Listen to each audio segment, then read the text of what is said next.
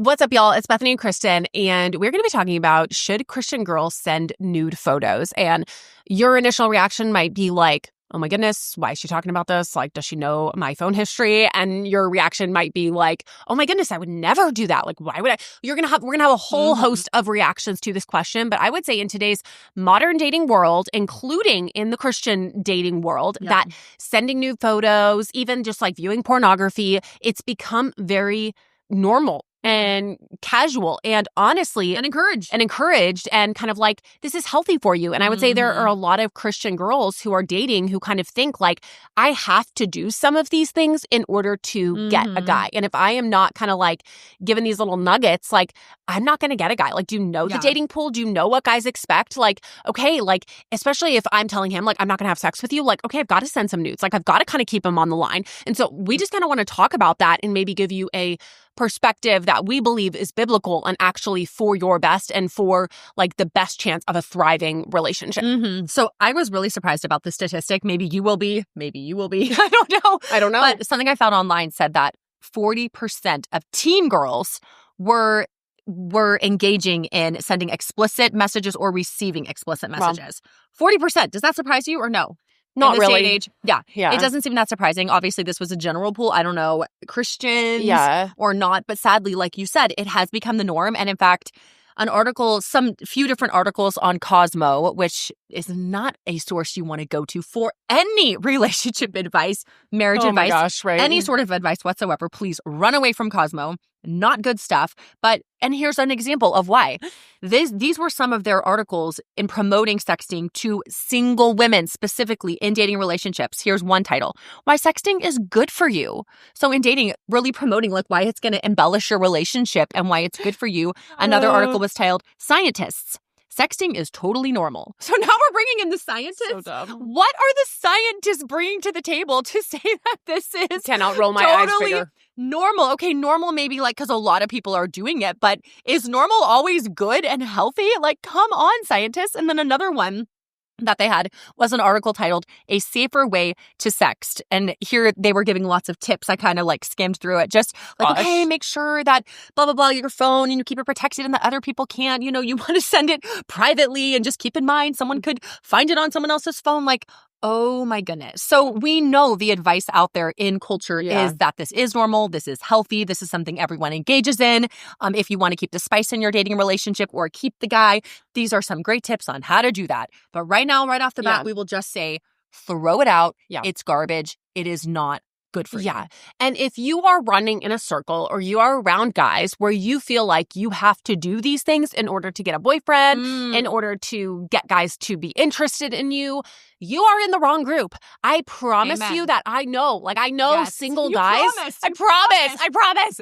I know single guys who are godly who would not want that. Like, they desire to honor God with their life and they desire to honor and respect the woman that they're dating. And that would be like a red flag to them if you were trying to send that. So I just want to encourage you, like, if you are in that kind of group where pornography is normalized, where super explicit sexual content is normalized, where, you know, stuff like OnlyFans is even normalized, like, run away, like, find a better church, find a different community. Like, even if you have to like kind of be on your own for a minute as you search out more godly, solid, like biblically rooted friends, like they are out there. I know sometimes it can seem like this is just what everyone's doing, but it's not.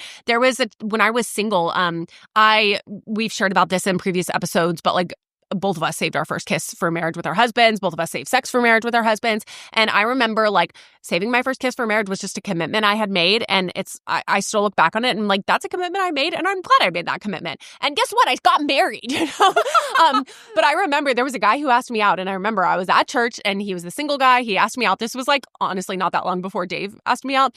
And I told him, I was like, you know, I am kind of like extreme. I know you already know that. Like, I'm kind of conservative and I'm not kissing till I'm getting married. So if that's a problem with you, just like, don't even waste your time with me. And he was like, oh, I actually respect that, you know? And he was like, I think that's actually kind of cool. And he was super respectful. We went on a date. It didn't work out. He's happily married with kids. I'm happily married with kids. But I'm just telling you, like, there are guys that respect your boundaries. There are guys that respect God's design for saving sex for marriage. There are men out there that desire to honor you and respect you and to want to to like honor the body that God's given you, honor the place, the sacred place of marriage for the nudity and for the sex and for all of that. And so just know, like, it's possible to have boundaries. It's possible to have standards and still get married. So don't be discouraged. Like, if I'm not sending the nudes, I'm never going to get married. Like, well, good, because you don't want to marry the guys that wants the nudes. Like, I know. you know, living testimonies. It is possible. Okay, so is it a big deal to God? That can be something that, like, okay, well, you're just conservative. That's just your opinion. Like, well, what does God actually think about this? Well, he doesn't specifically talk about texting nude photos because obviously phones didn't exist back then.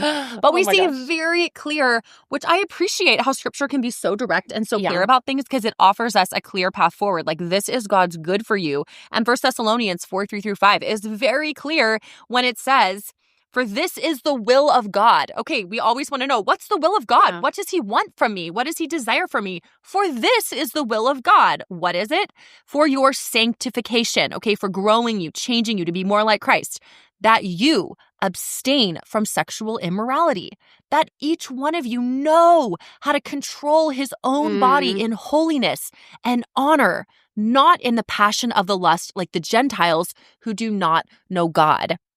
A beautiful, straightforward, this is the will of God kind of passage telling us that we are called as Christians to abstain from sexual immorality, any sort of sexual act that's immoral, that goes against God's design for sex within marriage, which is the only biblical and holy place to experience that, the only relationship where that is an honorable, beautiful thing in the sight of God within marriage, but to not pursue the passion of the lust like the Gentiles, right? This is saying there are people who do not know God, and so they act in a way without knowledge of their creator, without a desire to glorify their creator, without understanding their creator's design for them and for their good.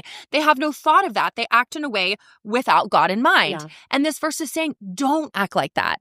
As a Christian, this is my will for you, that you do the things mentioned. So I think it's so encouraging and so helpful to get such clear direction from scripture. And I would say, based on this and many other passages we won't have time to go into, that sexting, taking nude photos of yourself and sending them to someone who is not your husband, that falls in line with sexual immorality. And God is saying, abstain, don't do that. That is not my will for you. And I think it's important to note that that doesn't mean that like your body is bad, that your body is shameful, that sex is shameful. That's not at all. But it's saying there's a good context for this. There is a good place for this where there has been a commitment, where there has been a covenant, where there is the like sanctity of marriage. There's protection. There's care and love for that. And the way that our culture has just kind of degraded and made sex and nudity like cheap, like dime a dozen, you know? Do people still say that? Like, I say it's like, I feel like growing up, that's all our parents said, like dime a dozen. But like times have changed, inflation. Do we still say dime a dozen? Anyway, but it's almost like it's just like been degraded so much. And it's just been kind of like so casual and so cheap. And like, of course, everyone just does this.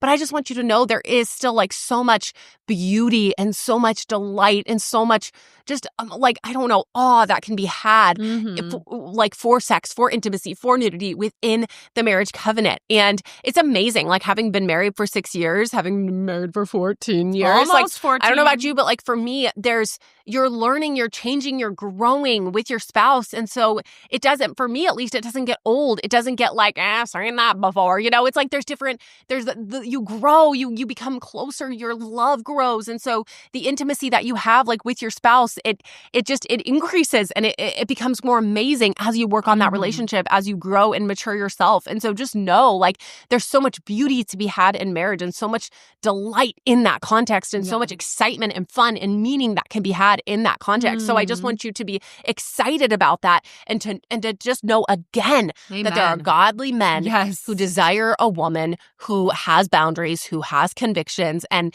even if you know, you're like, well, I could settle and get married tomorrow, you know, because there are these guys here that would want to marry me, but you know they're not godly men. You know they don't have the convictions and standards that you would hope for. Like, don't settle. It's not worth it. We've shared in different podcast episodes about like the type of man to look for, the type of marriage that can be had. So I really encourage you just to go look back at the last few episodes and maybe to listen those as well. I think it might help you to kind of like round out this conversation. Well, and a side note on that, I think in our book, Love Defined, we talk about, 10 red flags. Yes. To look for in a romantic relationship. So if you're like, ooh, that's a red flag. If a guy is asking me for nudes and just saying like, look, we're in a committed relationship. We're probably going to get married someday. Or look, we're engaged. We already said that we want to marry each other. It's not that big of a deal. And you start seeing these compromises.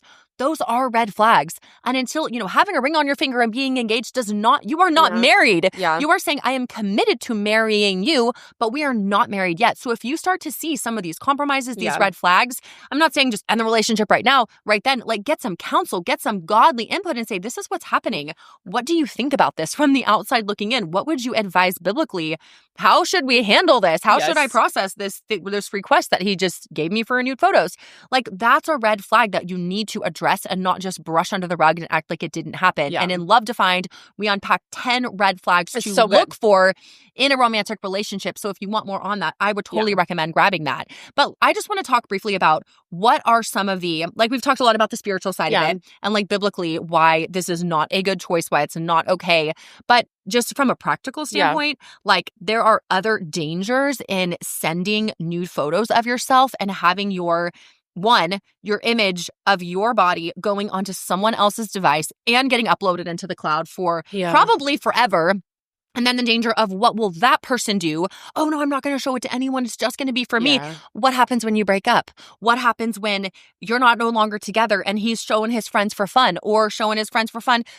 Besides, he's not even your husband. But just the dangers of like, this is out there forever. Like, you cannot truly scrub the internet of anything. Like there are ways things can be found even when deleted. So just even thinking from not even spiritually, but just practically, like, do you really want to have nude images of yourself out in the cyber world forever? One day you're getting a job. One day you're married happily to a godly man and you have children and this images resurfaces. Like just practically, it's not even a wise choice. Like I don't recommend it even on that level. We just need to sometimes think a little bit ahead of the moment we're in and really ask ourselves, is this a wise choice? For some reason, I thought of this when Dave and I were dating. So Dave, my husband, is like, if he says he's going to do something, like he will do it. Like, there's how you're like, I'm going to read the Bible this year in a year. And like, you get like to the end of, Genesis and you're Deuteronomy and you're like, and you're in Deuteronomy the rest of the year. Maybe it's like my year. husband is the type where it's like if he says he's going to do something, he does it. Like I remember the first 2 years of our marriage, I think he did like the Bible in a year, like both years and like anything like that. He just says he's going to do. So anyway, when we were dating, he like decided like very specific like boundaries or things that we were going to have. And even now he may be like, okay, maybe those were a little extreme or whatever, but like I could not budge him. And I remember thinking like, okay, you're so extreme. Like, so I don't know. Where is this going? We're talking about nude photos. But I'm saying like our physical boundaries were like, he did not, like he was a man of his word. What he said was going to happen. And sometimes I was like, okay, look, you don't have to be, like I remember just thinking like, I'm the extreme one. Like I'm saving my first kiss for marriage. Like how like we're so strict. You be more extreme? We're so strict. But the positive of that is that after getting married and being on the other side of it, I realized like, wow, that's an incredible quality to have a man who respects his word and what he says he's going to do, he does. And you don't have to wonder like behind the scenes what kind of shenanigans and stuff he's doing because he's a man of his word. And so that's an incredible quality to look for in a guy. If he says he's a Christian, does he live like a Christian? Yeah. Does he value God's word? Does he value purity and honor and respecting the marriage covenant? Because it's easy to say things, but what are his actions? What does he actually do? Because if he's saying like, oh yes, I value sex for marriage, like, no, could you send me that nude on the side? It's like his words mean nothing, and that's not someone you want to end up with. That's not someone you want to marry. You want to marry a man that you can like trust, that his word means something to him, that what he says he believes actually outplays like in his life. Yes. So I just want to encourage you with that to like consider that in this conversation, because a guy asking for nude photos, like one, is he even declaring to be a Christian? Because that's important too. But also if he is, like, where are his values? Where are his morals? What is he getting this from the word? Like, yes, ask for nude photos. Like, what kind of guy is he? So look for a man who says, yes, I do declare that Christ is Lord of my life and I want to actually live this out and I'm striving for that. Yes. So that's just something really important to consider. Well, you said, what kind of guy is he? He's that kind of guy. It answers it. Actions speak louder than words. That is actually true. Like words are easy to say, but the kind of guy he is the kind of actions that he shows. Exactly. So that is good. We're going to end on that note, guys. I hope this was encouraging to you, more encouraging than discouraging. Come hang out with us over on Instagram, Girldefined. We would love to chat with you. If you have questions about this, DM us, comment where this is posted, and then come back next week and join us for another fiery topic here on the Girldefined Show.